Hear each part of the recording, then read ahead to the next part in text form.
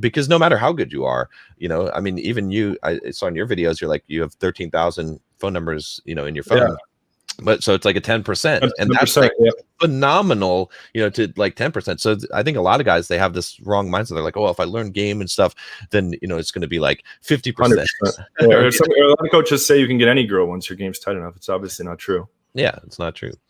So yeah. To that point real quick. Like I tell guys to be realistic, so a 10% close rate. But yeah, I tell them the measure of success is implementing correct strategy.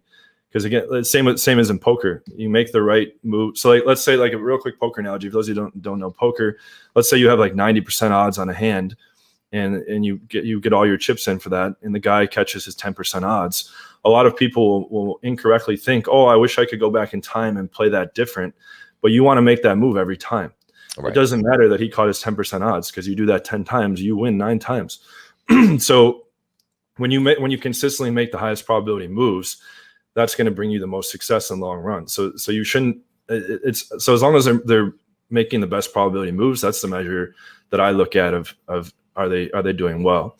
So I tell them, like, once you get your skill set honed in and you can move girls from level to level, it's a funnel. You have your online game, night game, day game, funnels down to phone numbers. Then it's your text messaging, funnels down into dates. Then your date percentage, how many you bring home, funnels into how many you bring home to the house, how many you close, your closing percentage, and then how many you retain.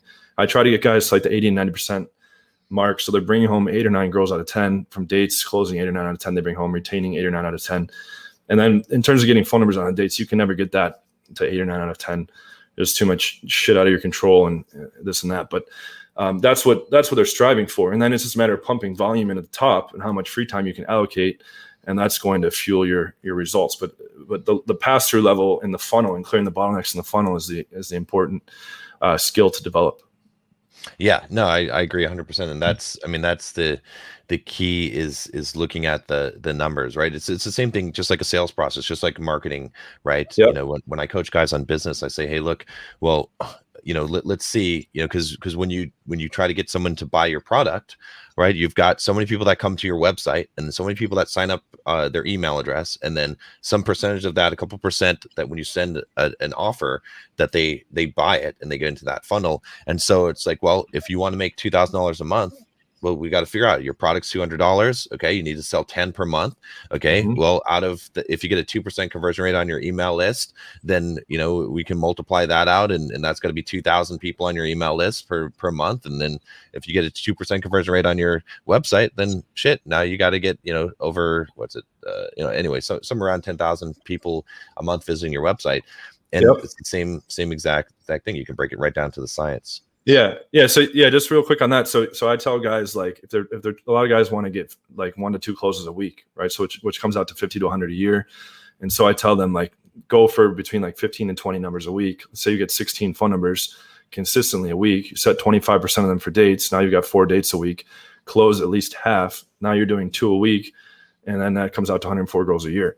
So, but you have to keep those things steady. If you let the funnel dry up and stop putting leads in, it's not magic, right? You can have the best game in the world, and if you only get a couple phone numbers that week, you can't, as it sifts down, maybe you get 0 dates, maybe because girls are going to flake, et cetera, et cetera. So it's volume is essential to get consistent results, but then the skill. So like the volume is like the size of the funnel at the top, and then the skill is how wide you keep it going down. And most guys have compounding bottlenecks, so it's like boom, boom, boom, boom, and they're up against so much, it's like next to impossible to get any kind of consistent results, because they're failing at so many parts, right? If they get limited phone numbers at the top, they text wrong, right, they maybe get 0 dates or 1 date, they run their date wrong, back to square one. And then they think just doing that like 1,000 times is going to fix the problem, rather than addressing all the holes and bottlenecks in the funnel. Exactly. Yeah. It's the same way I would attack, a business problem. It's just looking at each point in the funnel, like how can we increase the conversion rate from one step to the next step, and then that model works for everything in life to pass through for results.